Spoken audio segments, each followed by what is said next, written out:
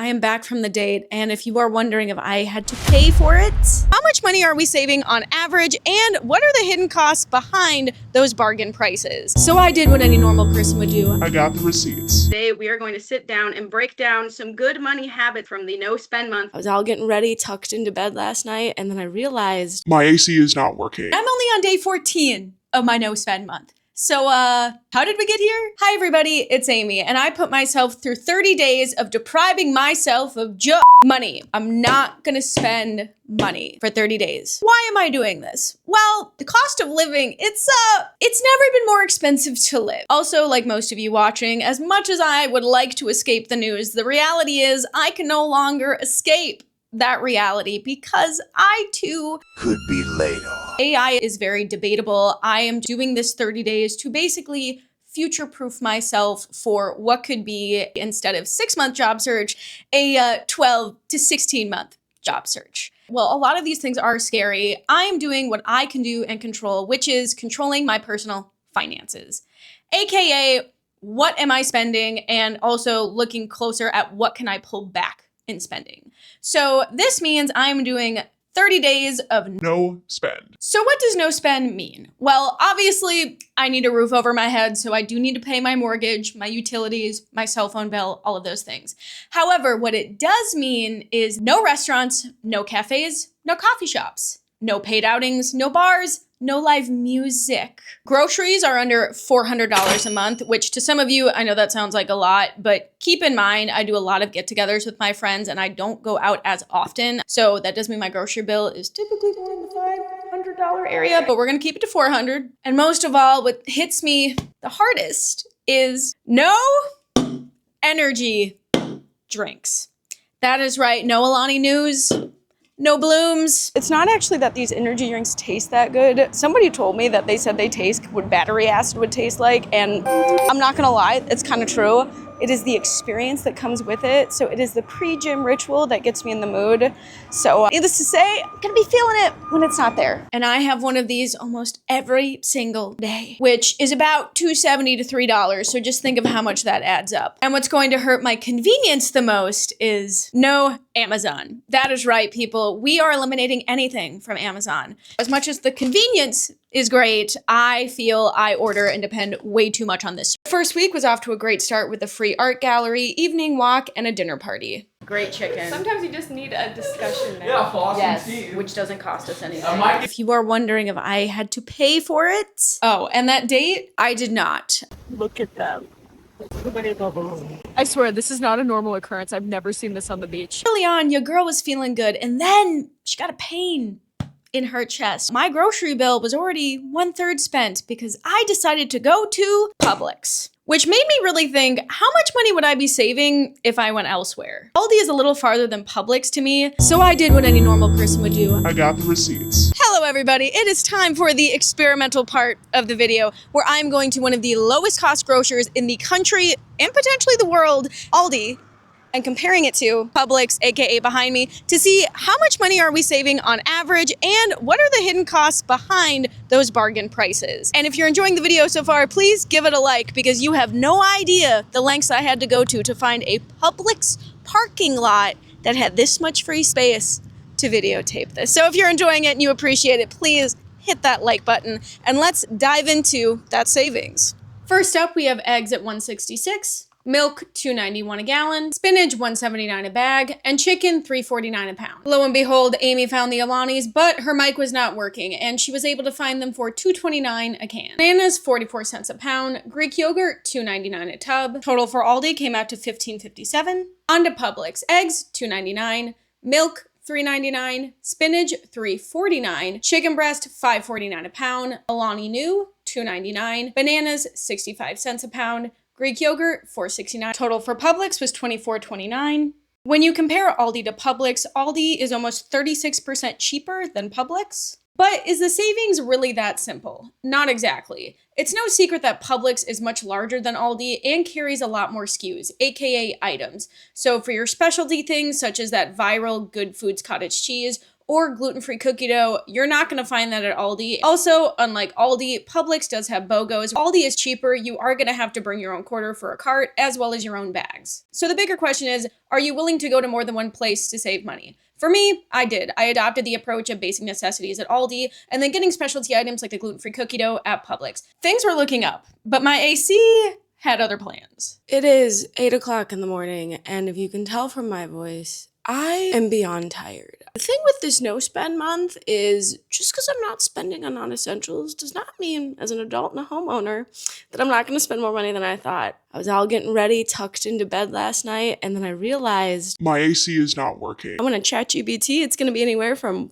$150 to $650. As an adult, I feel like this stuff happens at the worst possible time, but I also think it's really good to show you it during a no spend month because this is one of the reasons why you do a no spend. Because stuff like this, it's going to happen. And if it's not this, if you're not a homeowner, it's going to be something with your car. It's going to be maybe your cell phone breaks and you have to get a new one. There's stuff that's just always going to pop up.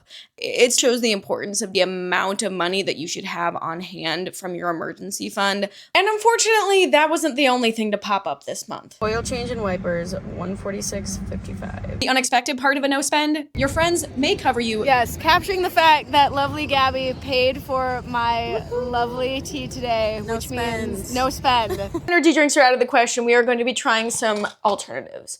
So I found these on sale a while back. I've never used them. It's the Lonnie new pre-workout stuff. So we are going to see exactly if this tastes good. Mix it in with what I think is Aldi's version of liquid IV, at least from looking at the packet. So we are going to try these out. Now, do I think it's going to taste as good as my energy drink or give me the same effect? I mean, probably caffeine is caffeine, but we'll see. For about $7, which is less than $1 per stick. So hopefully it tastes good. To give her a gander. I can see why these are on sale. It's not that it tastes bad. It just doesn't taste good. It's gonna get the job done, but it's not the same. Alani, stay to carbon beverages. I don't know what this is, but I don't enjoy it. I just got back from about an hour and a half of pickleball, and I have nothing prepped in my fridge. And on a day like today, where it was so gorgeous, I would have loved nothing more than to go downtown after and eat at a cute little cafe. But we're not spending money, so we're not doing that. We're gonna have to see what's in the fridge. I am going to make some crispy.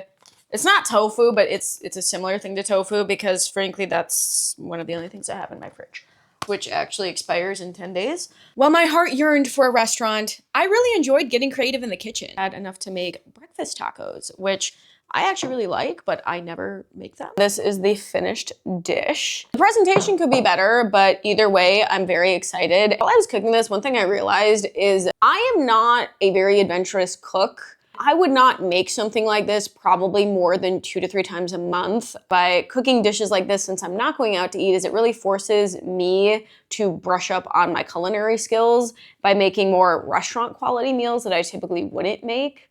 We are at another PMI event. This time it is International Women's Day with a very special panel, so I will be filming it. It is a free event if you are on the board. There you get free food. Halfway through, I started questioning the whole thing. Was I actually getting something out of this or just running a 30-day experiment?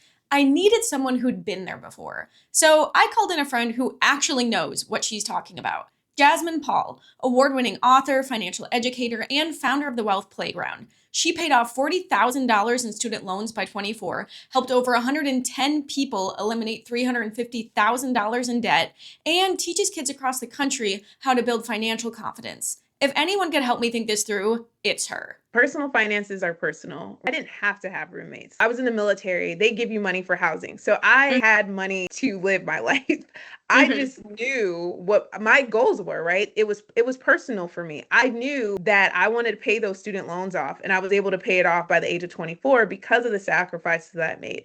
Some very practical things, living below your means as much as possible. So that means if you make 50,000, not spending 55,000, not even spending 50,000. If you can keep your expenses 20 to 30 to 40% lower, that is ideal.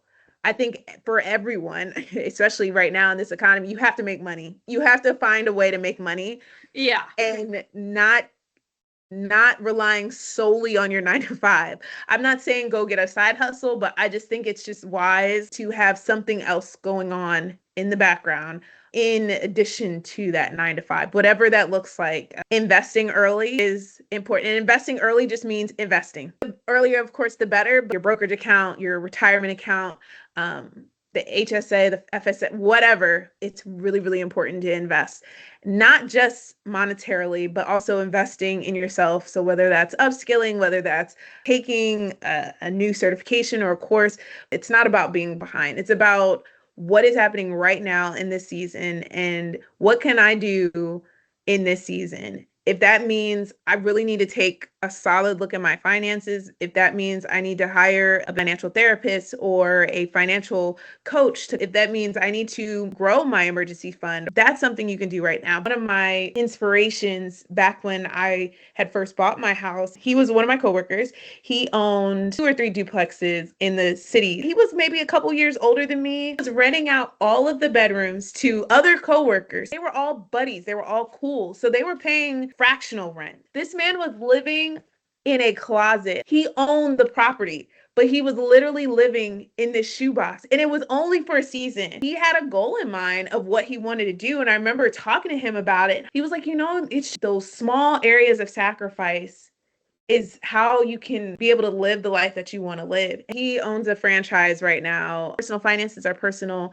Seasons are going to come and go, and you have to navigate what season you're at. What are the tools and resources you need in this season, and recognize that you're going to need new tools, new resources, new support systems in new seasons as well. I'm always delusional. So if I see somebody doing some dope things, I'm like, I want to know who that person is. And I send an email, I'll send a note like, hey, like, I think what you're doing is amazing. Can I just have a little bit of your time? Like, can I buy you a coffee? Can I do whatever? And I would say probably 9 out of 10 times people are like, absolutely. And I've done that with like New York Times bestselling authors, y'all. So I'm just saying, wow, go big or go home. Okay. Never hurts to ask. Jasmine gave me a lot to think about, and also a lot to avoid thinking about. Because before I could apply any of it, I had to come clean about 2 things: whether I actually made it and whether this saved me any real money. Here's the truth. I did not make it the full 30 days without spending anything on my no spend list. On the day that my AC broke, you best believe I walked myself down to Wawa at 11 a.m. when I was crashing out from, not sleeping the entire night. And I did get one, but I had a whole lot of meetings the rest of the day, and I needed something. So yes, I did break it. However, Everything else, I stayed the course. We are talking no restaurants, no live music, no paid outings, and what hurt me the most, no kava bars, no coffee shops. And that is because as an extrovert who is also a person who works from home, I depend on that to get my extrovert out, aside from the PMI events that I go to. Really missed it, and I cannot wait to return to it. But here's the bigger confession. I didn't actually save that much money, at least not what I expected, especially when you factor in the deprivation of joy from not doing the things on my no spend list. Cutting out the restaurants, the bars, all of those things are things that I love to do with my friends, and also, again, get my extrovert out. Now, the Amazon impulse buys, that definitely helped, and I will be tapering down my energy drink reliance because maybe I have a caffeine addiction. We'll find out. Video for another time. And I also had the unexpected AC fix, as well as the oil change, and a $300 membership that I completely forgot that renewed, which was for trusted house sitters, which, if you are interested in how to travel on a budget internationally, I do have a video about house sitting. You can check it out right there. But I digress. So what is the actual story here? Well, I didn't save as much money because when I looked closer at my fixed expenses, all of that was dialed in, which was great to confirm. However, not exactly what I wanted to see. But what's the bigger part here? Everything I gave up wasn't worth the lack of joy. Here's the math, people. I only spend about an extra $400 to $500 on all of these no-spend activities. My friends and I go out to eat maybe once or twice a week, and a paid activity like a karaoke night is something that we only typically do maybe once a month, which means there wasn't really that much that I could have done to save more money by cutting all of these things out. While $400 is definitely a good starting place for savings, the deprivation of joy that I felt, not worth it. And from looking at my fixed expenses, they're already about as low as they can go. gas, utilities, my mortgage payment, which is fixed, HOA that also keeps rising along with gas prices and groceries. Those are things that I cannot change. I don't get to opt out of those. So a no spend is a useful tool, but it's not going to solve the problem. And that was a slightly depressing realization that I had to sit with. But Jasmine reminded me of something important. It's not about being behind. It's about looking at the season that you're in and looking at what you can do. So what can I do about this season? First of all, I can start by not giving Jeff Bezos all of my extra money. We don't need to be giving him those impulse purchases. Also, not spending $3 every day on an energy drink. It is better if I maybe distance myself a little bit more from caffeine. The other thing I can do is reevaluate what the coffees and the cafes mean to me. When I cut them, it wasn't the cost that I missed. It was the hello to the barista, the saying hi to my friends that I haven't seen, the co-working sessions. All of those things are the experiences that I missed, not the actual cost. So moving forward, that is how I will be framing those expenses. Second thing, free activities don't mean boring. Yes, living in Florida is a cheat code. I get access to the sunset walks, year-round pickleball, access to third spaces year-round. All of that, I'm aware, a location privilege I get, but also understand it's one of the reasons I moved here. Aside from that, I got a chance to look at all of the free things that my community already offers. We're talking about the free galleries, the art walks, and also getting on a board. Because yes, getting on a board, you do get access to free food, but the bigger picture here, people, is it gives you access to a network to upskill and to also potentially make more money. Because if you can meet somebody who's going to refer you to a higher paying job, which in this job market would definitely help, that means you are going to increase your earning potential, allowing you to also save more money. Final thing, getting clarity on the next season that I'll be stepping into. Yes, the layoff prep is not going to stop, but instead of 12 months, we're going to be going for 15 in emergency savings. Because if I do get that lovely 6 a.m. email that says, Amy, a robot has taken your job, I will feel a lot better knowing I prepared for it than freaking out. I'm still going to freak out. That's still going to happen. But there's a difference between looking at your bank account and looking and going, oh, I'm going to be good for a while, than, oh, I'm only good for a few months. So I'm going to continue to rise and grind towards that. All right, guys, this was my 30-day no spend challenge. Hopefully you came away with some learnings as well as some hacks. I'm curious, let me know in the comments if you would ever do a no spend month and what are some hacks that you have. I also put all of Jasmine's links in the description box below. If you want more challenges, experiments where yours truly puts herself through them so you don't have to, please like and subscribe because there is much more of that on the way.